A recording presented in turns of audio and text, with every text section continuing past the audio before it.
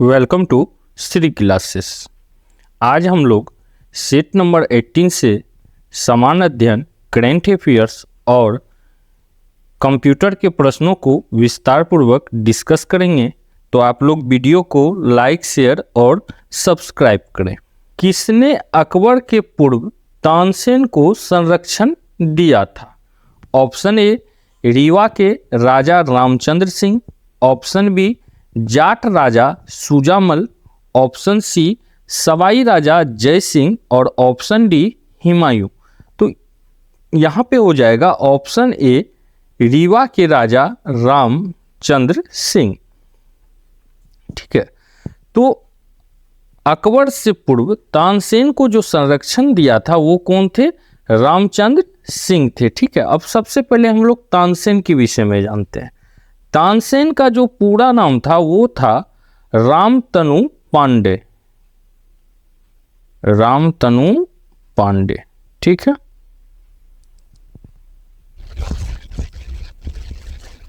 और ये इनका जन्म कहां पर हुआ था? तो इनका जन्म हुआ था ग्वालियर में।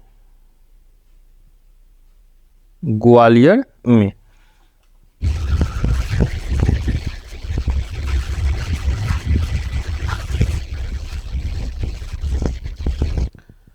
तो अकबर से पूर्व तानसेन को कौन संरक्षण दिए थे? तो राजा रामचंद्र सिंह। तानसेन का जो बचपन का नाम था वो था रामतनु पांडे और इनका जन्म हुआ था ग्वालियर में।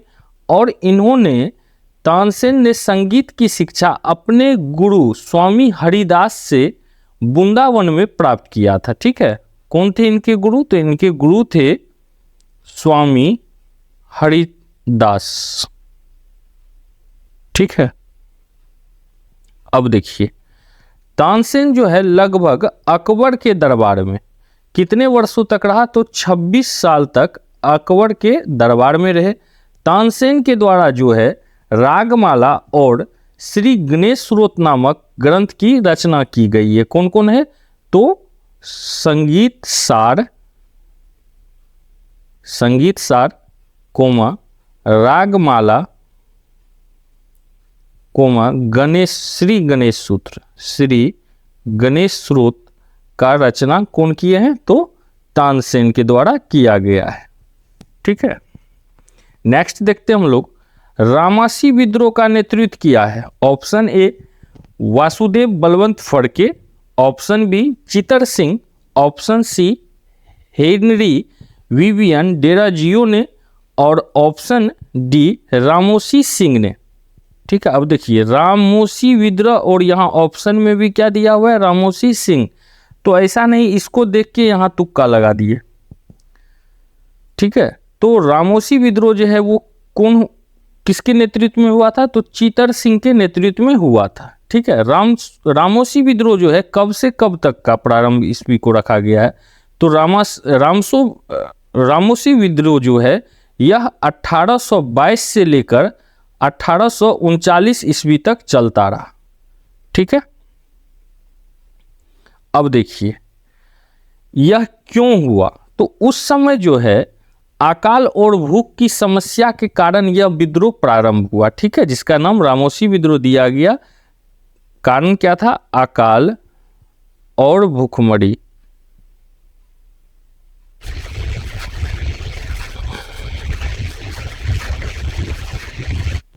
कारण। ठीक है, चूंकि 1825 से 1826 का जो दौर था इसमें भयंकर और अकाल और अनाभाव के कारण उमाजी के नेतृत्व में यह विद्रोह होता रहा। ठीक है, अब देखिए रामोसी विद्रोह पूना के रामोसी जनजाति ने अपने सरदार चितर सिंह के नेतृत्व में किया। तो उनके सरदार कौन थे? तो चितर सिंह थे। ठीक है, और देखिए ये जनजाति कौन थी? तो यह जनजाति का नाम था रामोसी। तो चूंकि इसी के नाम पर यह विद्रोह का नाम भी रखा गया। तो एक बार हम लोग इसको फिर से रिवाइज करते हैं कि रामोसी विद्रोह का नेतृत्व कौन किए थे? चितर सिंह। 1822 से 1839 तक यह विद्रोह चलता रहा। कारण था अकाल और भूखमरी। रामोसी जनजाति के द्वारा यह विद्रोह सरदार चितर सिंह के नेतृत्व में किया गया था, इसलिए इसका नाम भी क्या रखा गया? रामोसी विद्रोह। क्लियर हो गया? नेक्स्ट देखते हैं अब हम लोग। जय सिंह द्वितीय को सवाई की उपाधि किसने दी थी? Option A Aurangzeb, option B Akbar, option C Jahangir और ऑप्शन डी बाबर। तो यहाँ पे हो जाएगा ऑप्शन ए औरंगजेब। औरंगजेब ने जयसिंह द्वितीय को सवाई का उपाधि दिया था। ठीक है, अब देखिए सवाई जयसिंह द्वितीय जो है इसका जन्म कहाँ पे हुआ था? तो इसका जन्म हुआ था राजस्थान के आमेर में, राजस्थान के आमेर में। और कब हुआ था? तो 1688 ईस्वी में इनका जन्म हुआ था। ठीक है,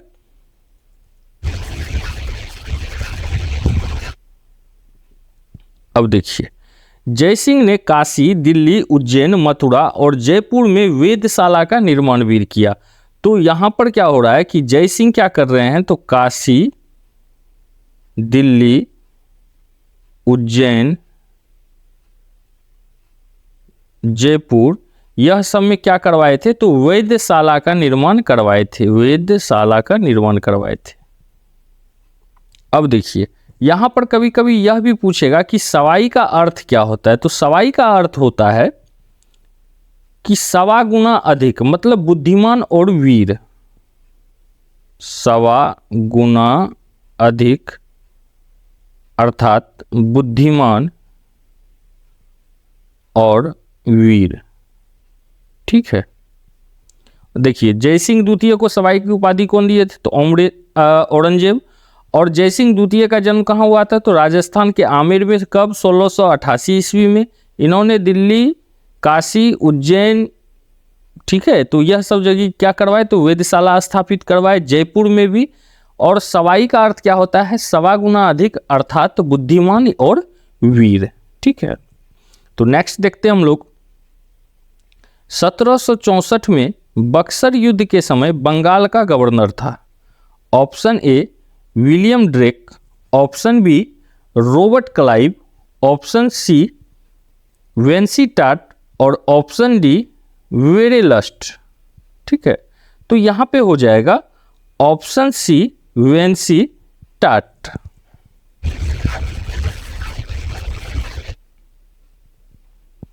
अब देखिए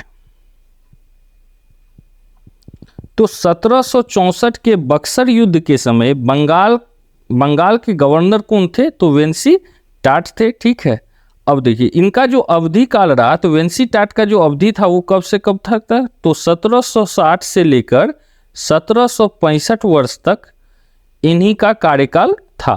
ठीक है, और सबसे पहले हम लोग जान जाते हैं बक्सर का युद्ध। तो बक्सर का युद्ध जो हुआ था वो कब हुआ था? तो 22 अक्टूबर 1764 को।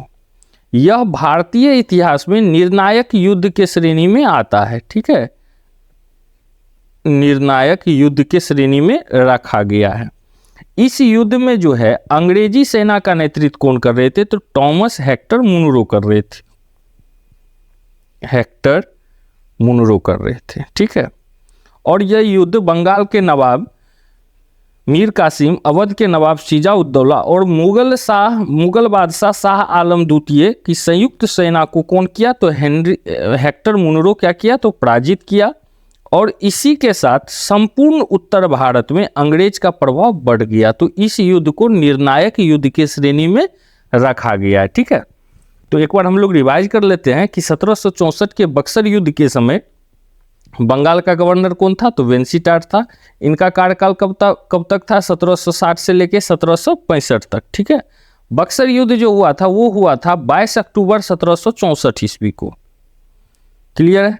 अब देखिए यह युद्ध जो है उत्तर भारत का सबसे निर्णायक युद्ध का श्रेणी में रखा जाता है। इसी युद्ध के कारण जो है उत्तर भारत के किसी भी क्षेत्र पर, उत्तर भारत के इतने बड़े भूभाग पर अंग्रेज का आधिपत्य हो गया था। क्योंकि इस युद्ध में जो है अंग्रेज सेना का जो कमांडर था वो कौन थे? तो हेक्टर मुनरो। और इधर जो है नवाब और साथ में ये मुगल बादशाह की सेना जो थी, चाहे मीर कासिम हो नवाब या अवध नवाब शुजाउद्दौला हो और मुगल बादशाह शाह आलम द्वितीय, इनकी संयुक्त सेना को हेक्टर मुनरो ने पराजित किया और संपूर्ण उत्तर भारत पर अंग्रेज का प्रभाव बढ़ गया। ठीक है, तो नेक्स्ट देखेंगे हम लोग कंप्यूटर सिस्टम को स्विच ऑन करने पर निम्न में से कौन सी मेमोरी सर्वप्रथम क्रियाशील होती है? ठीक है, तो option A hard disk, option B ROM, option C RAM और ऑप्शन डी बायोस। तो यहाँ पे हो जाएगा ऑप्शन डी बायोस। ठीक है, तो कंप्यूटर सिस्टम को स्विच ऑन करने पर बायोस मेमोरी सर्वप्रथम क्रियाशील होती है। तो सबसे पहले देखिए बायोस का आप अर्थ जान जाइए, बायोस होता क्या है। बायोस का अर्थ होता है बेसिक इनपुट आउटपुट सिस्टम।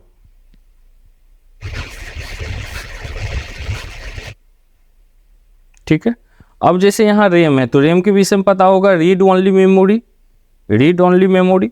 रोम के विषय में तो रैंडम एक्सेस मेमोरी।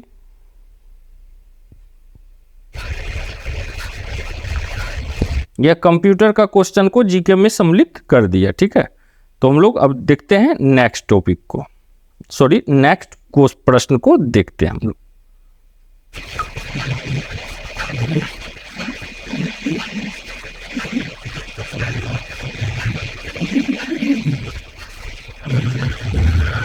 तो क्रिस्पर तकनीक का प्रयोग निम्नलिखित में से किसके उपचार में होता है? ऑप्शन ए यौन बीमारियों में, ऑप्शन बी दिमागी अपंगता में, ऑप्शन सी कैंसर में और ऑप्शन डी वंशानुगत बीमारियों में। ठीक है, तो यहाँ पे हो जाएगा ऑप्शन डी वंशानुगत बीमारियों में क्रिस्पर तकनीक का प्रयोग किया जाता है। ठीक है, अब देखिए यह सिकल सेल एनीमिया जैसे गंभीर रक्त के अनुवांशिक रोग के इलाज में उपयोग किया जाता है। जो सिकल सेल है, सिकल सेल एनीमिया जो रक्त का गंभीर बीमारी है, इसके भी इलाज में किसका प्रयोग किया जाता है?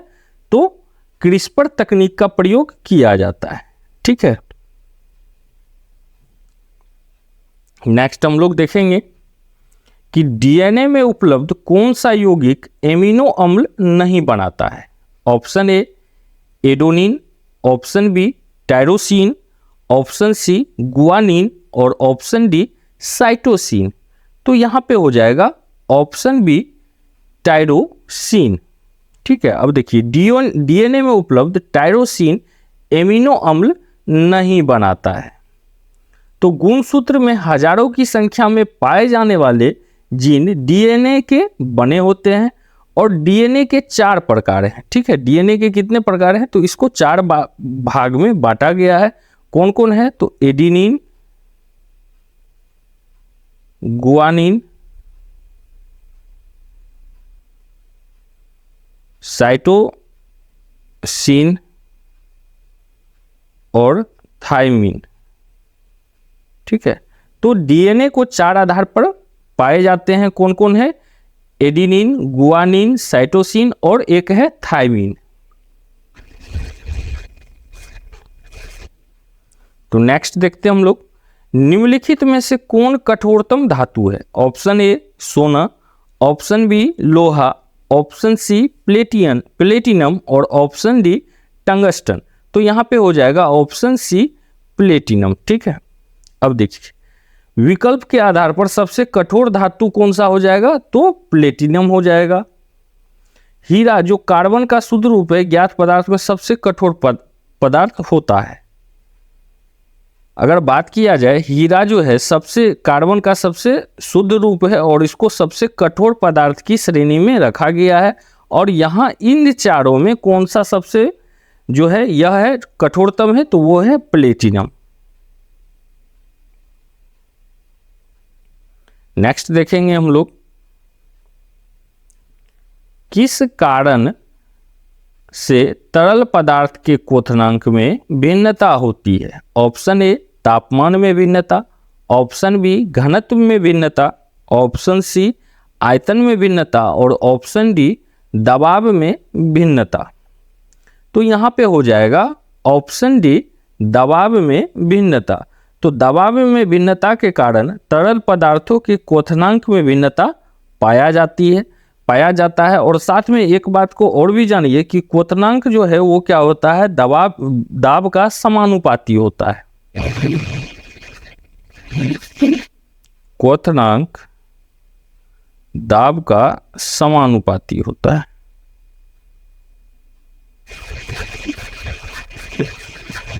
और दाब के बढ़ने पे क्वथनांक बढ़ता है और गलनांक घटता है।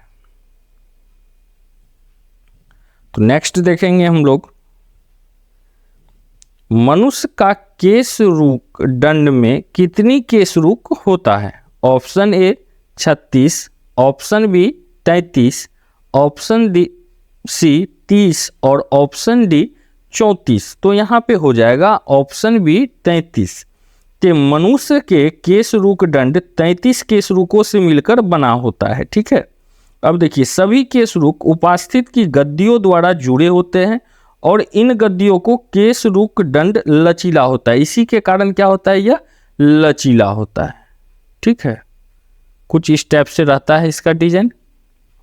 अब देखिए, जैसे अगर पूछेगा गर्दन में कितना है, तो गर्दन में केशरूक का संख्या है 7। वक्ष में कितना होता है, तो वक्ष में होता है 12। उसी तरह कटी में कितना होता है, तो 5। त्रिक में कितना होता है, तो 5। और पूंछ में कितना होता है, तो इसमें भी होता है 4। और मनुष्य का जो चेहरा होता है, मनुष्य का चेहरा यह 14 अस्थियों का बना होता है। 14 अस्थियों का बना होता है मनुष्य का फेस। नेक्स्ट देखेंगे हम लोग,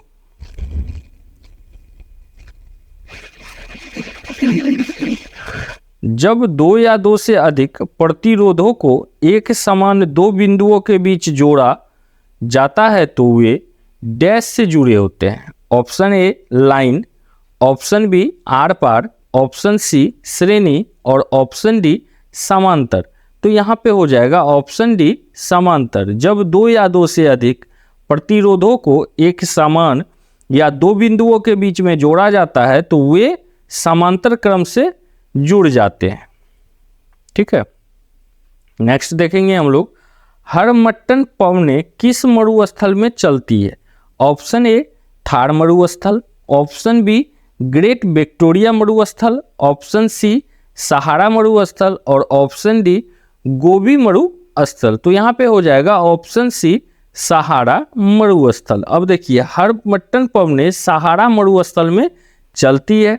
ठीक है, और यह जो होती है पश्चिम अफ्रीका में बहने वाली शुष्क एवं धूल भरी व्यापारिक पवन है। व्यापारिक पवन तो कहाँ पे चलती है, तो अफ्रीका में, अफ्रीका में। ठीक है, तो हरमट्टन पवन किस मरुस्थल में चलती है, तो सहारा मरुस्थल में चलती है।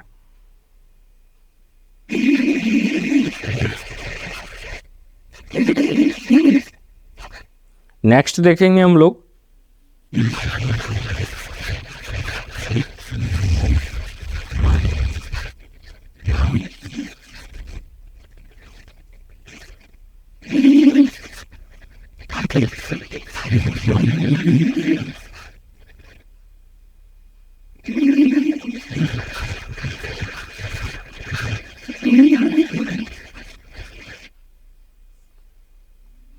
ठीक है, नेक्स्ट देखते हैं हम लोग, निम्न फसलों में से कौन सी खरीफ फसल नहीं है? ठीक है, फसल का 3 चक्र होता है, आपको हम बताए थे पिछले एक पर्सनली इस पे वीडियो भी दिया गया है, रवि, खरीफ और जायद।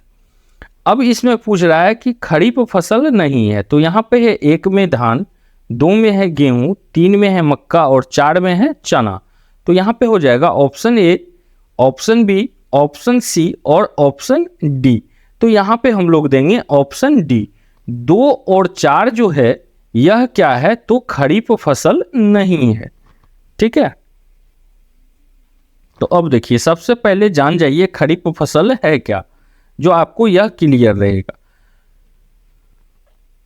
तो भारतीय उपमहाद्वीप में खरीफ की फसल उन फसलों को कहते हैं जिन्हें जून जुलाई में, ठीक है, जून और जुलाई में इसको क्या किया जाता है, तो बोया जाता है और अक्टूबर नवंबर में काटा जाता है। अक्टूबर नवंबर में काटा जाता है, तो इसको क्या बोला जाएगा, तो खरीफ फसल बोला जाता है। इसमें कौन कौन आता है, जैसे कि हो गया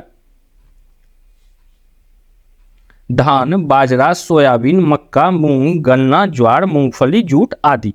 उसी तरह जो रबी का फसल होगा, रबी का फसल, तो रबी का फसल कब होगा, तो भारत में यह अक्टूबर नवंबर में बोया जाएगा। ठीक है, और इसको क्या होगा कि कब काटा जाएगा, तो इसका कटाई मार्च अप्रैल में किया जाएगा, मार्च अप्रैल में। तो क्लियर हो गया। तो इसमें कौन सा हो जाएगा, गेहूं और चना, ऑप्शन डी। नेक्स्ट देखेंगे हम लोग, प्रथम डिजिटल कंप्यूटर का विकास किसने किया। ऑप्शन ए आईबीवी ने, ऑप्शन बी हार्वर्ड विश्वविद्यालय ने, ऑप्शन सी आईबीएम एवं हार्वर्ड विश्वविद्यालय संयुक्त रूप से, और ऑप्शन डी आईबीएम और माइक्रोसॉफ्ट कॉरपोरेशन के संयुक्त रूप से। तो यहाँ पे हो जाएगा ऑप्शन सी आईबीएम एवं हार्वर्ड विद्यालय के संयुक्त रूप से। तो प्रथम डिजिटल कंप्यूटर का विकास आईबीएम एवं हार्वर्ड विश्वविद्यालय के संयुक्त रूप से किया गया था। और विश्व का पहला सुपर जो है वो सुपर कंप्यूटर कौन सा था, तो वो था CDC 6600। ठीक है, जिसको कौन बनाया था, जिसको बनाया था IOBM के द्वारा तैयार कराया गया था। ठीक है, अब देखिए सुपर कंप्यूटर का जो जनक है किसको बोला जाता है। जैसे हम लोग कंप्यूटर के जनक को किसको बोलते हैं, चार्ल्स बेबेज को, तो सुपर कंप्यूटर के जनक हैं सेमोन क्रे। ठीक है, सेमोन क्रे। इसी तरह देखेंगे तो सबसे तेज सुपर कंप्यूटर कौन सा है, तो वो है फुगाकू। क्लियर हो गया। नेक्स्ट देखते हैं हम लोग, भारत में नगरीय क्षेत्रों में बीपीएल परिवारों की पहचान के लिए निम्नलिखित में से कौन सी समिति गठित की गई थी। ऑप्शन ए तेंदुलकर समिति, ऑप्शन बी सक्सेना समिति, ऑप्शन सी लकड़वाड़ा समिति, और ऑप्शन डी हासिम समिति। तो यहाँ पे हो जाएगा ऑप्शन डी हासिम समिति। ठीक है, तो भारत में नगरीय क्षेत्रों में बीपीएल परिवारों को पहचान के लिए हासिम समिति का गठन किया गया था। ठीक है,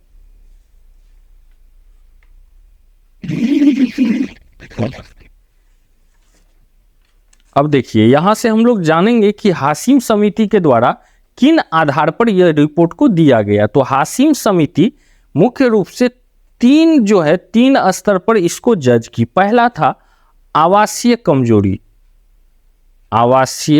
कमजोरी।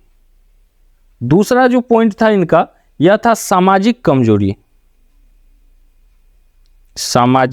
कमजोरी, और तीसरा पॉइंट था पेशाजन कमजोरी।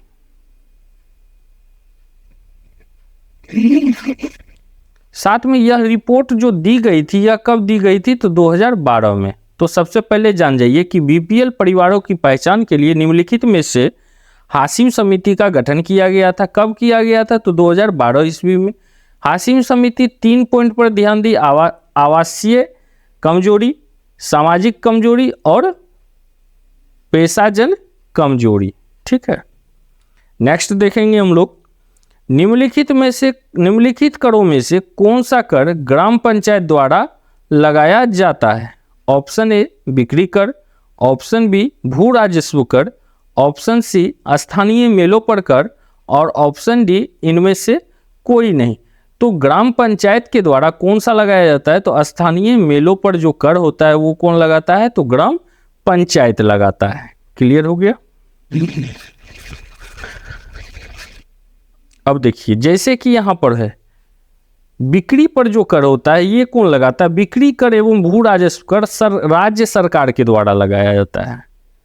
राज्य सरकार के द्वारा बिक्री कर और भू राजस्व कर लगाया जाता है। ठीक है, अगर आयकर का बात करें तो भारत सरकार के द्वारा, निगम कर का बात करें तो भारत सरकार का आय का मुख्य स्रोत है। इसी तरह से इसको बांटा गया है। एक सेपरेट वीडियो में आपको ये क्लियर हम कर देंगे। नेक्स्ट देखते हैं हम लोग, डी ज्यूरी का अर्थ होता है ऑप्शन ए विधिता, ऑप्शन बी विधि के परे, ऑप्शन सी विधि के विरुद्ध, और ऑप्शन डी विधि के समान। तो यहाँ पे हो जाएगा ऑप्शन ए विधित। डी ज्यूरी का जो अर्थ होता है वो क्या होता है, विधित, अर्थात विधि के अनुसार, विधि के अनुसार। नेक्स्ट देखते हैं हम लोग, अग्रेरियन शब्द का अर्थ है ऑप्शन ए मजदूरों से संबंधित, ऑप्शन बी भूमि से संबंधित, ऑप्शन सी उद्योग से संबंधित और ऑप्शन डी व्यापार से संबंधित। तो एग्रेरियन का जो संबंध है वो किससे है, तो यह भूमि से संबंधित है। अब देखिए भूमि से संबंधित जो भी विधि है उसको क्या बोला जाता है, तो अग्रेरियन लॉन बोला जाता है या अग्रेरियन लॉ बोला जाता है। ठीक है, नेक्स्ट देखते हैं हम लोग,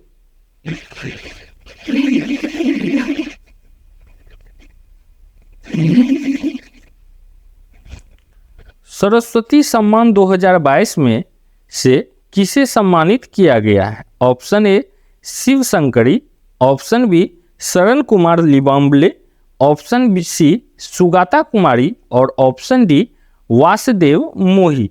तो यहाँ पे हो जाएगा ऑप्शन ए शिव शंकरी। ठीक है, तो अब देखिए सरस्वती सम्मान 2022 से शिव शंकरी को सम्मानित किया गया है। ठीक है, यह पुस्तक सूर्यवंशम तमिल भाषा में प्रकाशित संस्करण है जिसका प्रकाशन कब हुआ था, तो 2009 ईस्वी में हुआ था। और जिसको सम्मानित कब कर दिया गया, तो 2022 ईस्वी में। नेक्स्ट देखेंगे हम लोग, वर्ष 2022 के लिए सर्वश्रेष्ठ फीफा पुरुष खिलाड़ी का पुरस्कार किसने जीता। Option A Lionel Messi, option B Cristiano Ronaldo और ऑप्शन डी एमिलियानो मार्टिनेज और ऑप्शन डी माराडोना। तो यहाँ पे हो जाएगा ऑप्शन ए लियोनेल मेसी। ठीक है, तो वर्ष 2022 के लिए सर्वश्रेष्ठ फीफा पुरुष खिलाड़ी का पुरस्कार किसको मिला है, तो लियोनेल मेसी को मिला है। ठीक है, और फीफा विश्व कप 2022 का जो आयोजन हुआ था तो वो कहाँ पे हुआ था, तो यह आयोजन हुआ था कतर में। कहाँ पे, कतर में हुआ था। ठीक है, और इस प्रतियोगिता में फ्रांस जो है वो क्या बनता है, तो फ्रांस उपविजेता और क्रोएशिया का स्थान कैसा कितना नंबर पे आता है, तो तीसरा में। तो पहला स्थान किसका है, अर्जेंटीना का। अर्जेंटीना जो है फर्स्ट होता है, क्रोएशिया जो होता है वो सेकेंड होता है, और उसी तरह जो है क्रोएशिया का स्थान थर्ड होता है जबकि फ्रांस का स्थान सेकेंड होता है। ठीक है, फर्स्ट है अर्जेंटीना, सेकेंड है फ्रांस। तो इसी के साथ हम लोग जो है जीके के प्रश्नों को विस्तार पूर्वक और साथ में करेंट अफेयर्स के प्रश्नों को विस्तार पूर्वक डिस्कस किए। तो अब हम लोग डिस्कस करेंगे कंप्यूटर के प्रश्नों को।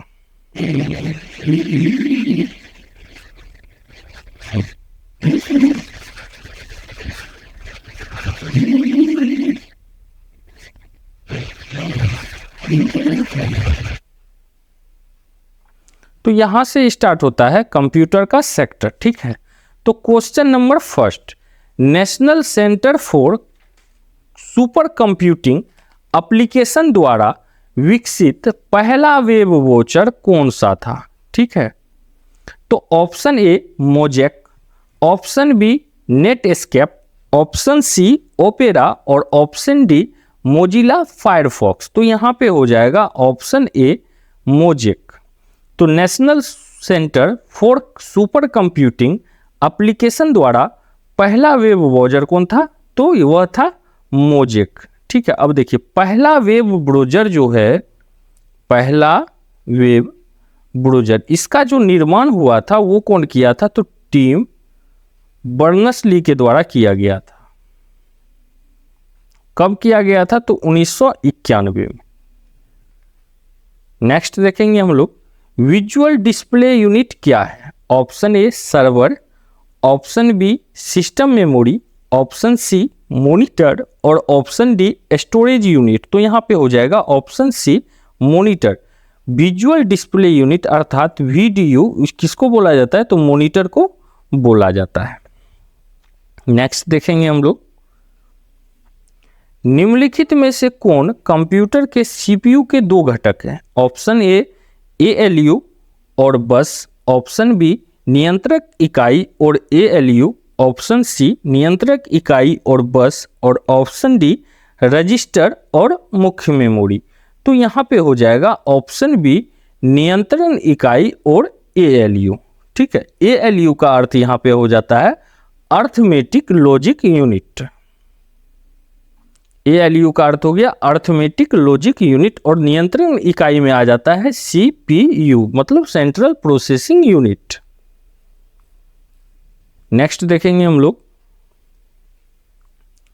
निम्नलिखित में से कौन सा संक्षिप्त नाम और उसके पूर्ण रूप का गलत युग्म है? Option A RAM random access memory, option B fax अर्थात पेशीमाइल, ऑप्शन सी यूआरएल अर्थात यूनिफॉर्म रिजर्व लोकेटर, और ऑप्शन डी डीबीएमएस अर्थात डेटा बेस मैनेजमेंट सिस्टम। तो यहाँ पे हो जाएगा ऑप्शन सी यूआरएल अर्थात यूनिफॉर्म रिजर्व लोकेटर। ठीक है, तो यूआरएम को क्या बोलते हैं हम लोग? यूनिफॉर्म रिजर्व लोकेटर बोलते हैं। तो यहाँ पे यूआरएल का अर्थ हो जाता है यूनिफॉर्म जो है रिसोर्स लोकेटर। ठीक है, तो यह क्या है?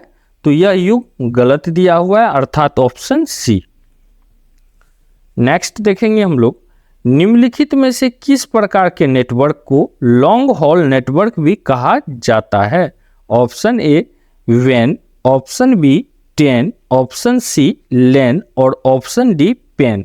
तो यहाँ पे हो जाएगा ऑप्शन ए वैन। तो वैन का जो अर्थ होता है ये क्या होता है? तो वैन का अर्थ होता है वाइड एरिया नेटवर्क। ठीक है, वाइड एरिया नेटवर्क। उसी तरह जैसे यहाँ पे दिया हुआ है 10, तो 10 का अर्थ हो जाता है टैक्स डिडक्शन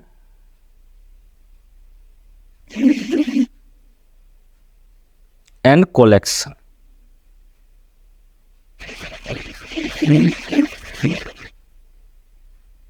ठीक है, उसी तरह जैसे यहाँ पे दिया हुआ है लैन, तो लैन का क्या हो जाता है? तो लोकल एरिया नेटवर्क,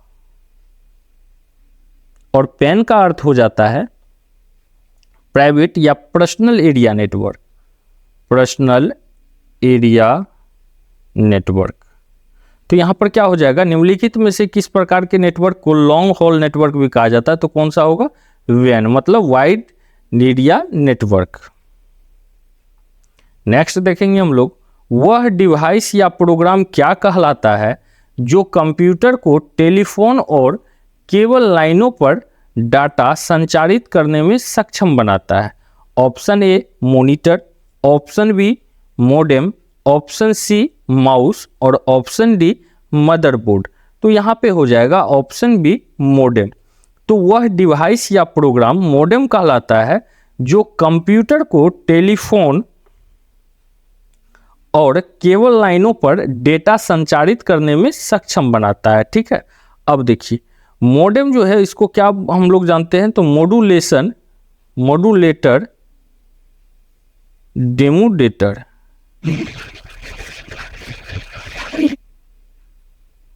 ठीक है, नेक्स्ट देखते हैं हम लोग,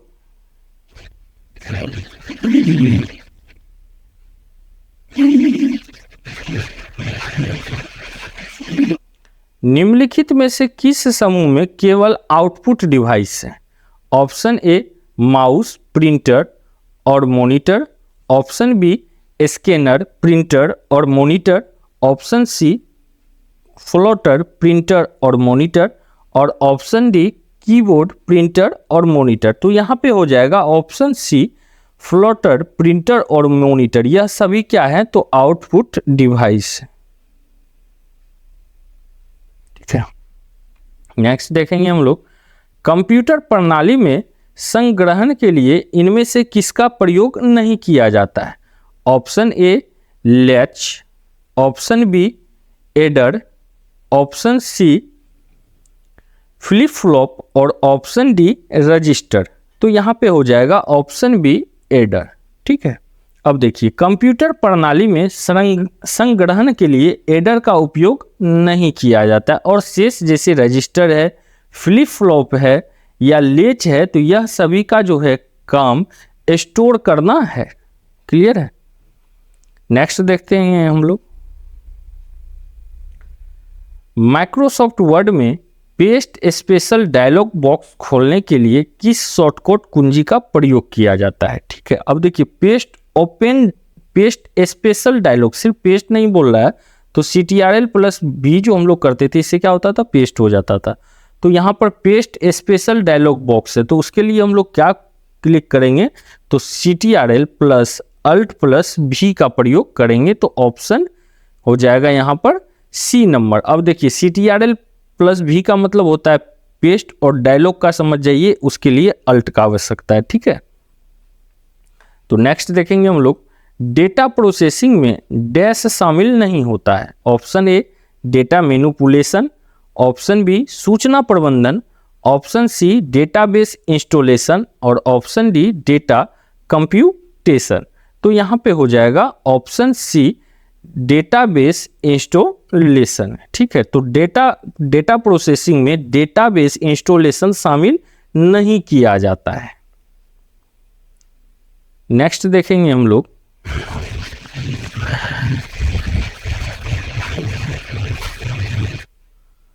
डिफॉल्ट के रूप में आपके दस्तावेज डैश मोड में प्रिंट होते हैं। Option A landscape, option B portrait, option C page setup और ऑप्शन डी प्रिंट व्यू। तो यहाँ पे हो जाएगा ऑप्शन बी पोर्ट्रेट मोड में दस्तावेज जो है वो क्या होता है, तो प्रिंट होता है। तो डिफ़ॉल्ट तौर पे आपके दस्तावेज जो है किसके मोड में होगा, तो पोर्ट्रेट मोड में प्रिंट होगा।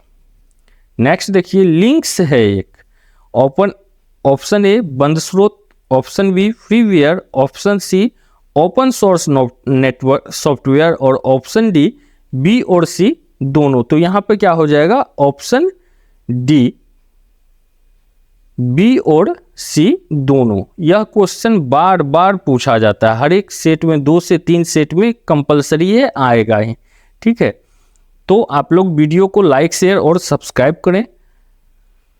नेक्स्ट देखेंगे हम लोग, टेबल को इंसर्ट करने के लिए किस शॉर्टकट कुंजी का उपयोग किया जाता है। Option A CTRL+F12, option B Alt+Delete, option C CTRL+Delete और ऑप्शन डी Tab+Delete। तो यहाँ पे हो जाएगा ऑप्शन ए CTRL+F12। तो टेबल को इंसर्ट करने के लिए CTRL+F12 कुंजी दबानी होती है। नेक्स्ट देखेंगे हम लोग, अगली सीट में आने वाले कुंजी का प्रयोग किया जाता है। Option A tab, option B CTRL+Tab, option C CTRL+Shift+Tab और ऑप्शन डी Shift+Tab। तो यहाँ पे हो जाएगा ऑप्शन बी CTRL+Tab। तो अगली सीट में आने के लिए CTRL+Tab की को प्रेस करना होता है। ठीक है, नेक्स्ट देखेंगे हम लोग, प्रिंटिंग में से पहले हम स्क्रीन पर दस्तावेज देखते हैं, इस प्रक्रिया को क्या कहा जाता है। Option A print view, option B print पूर्वावलोकन, ऑप्शन सी प्रिंट स्क्रीन और ऑप्शन डी प्रिंट दस्तावेज। तो यहाँ पे हो जाएगा ऑप्शन बी प्रिंट पूर्वावलोकन। ठीक है, तो प्रिंटिंग से पहले हम स्क्रीन पर दस्तावेज देखते हैं, इस प्रक्रिया को प्रिंट पूर्वावलोकन कहते हैं। ठीक है, चूंकि प्रिंट पूर्वावलोकन से कागज और समय की बर्बादी होने से बचा जा सकता है। तो इसी के साथ हम लोग सेट नंबर 18 को विस्तार पूर्वक डिस्कस किए। तो आप लोग वीडियो को लाइक शेयर और सब्सक्राइब करें। धन्यवाद, मिलते हैं एक नए सेट के साथ।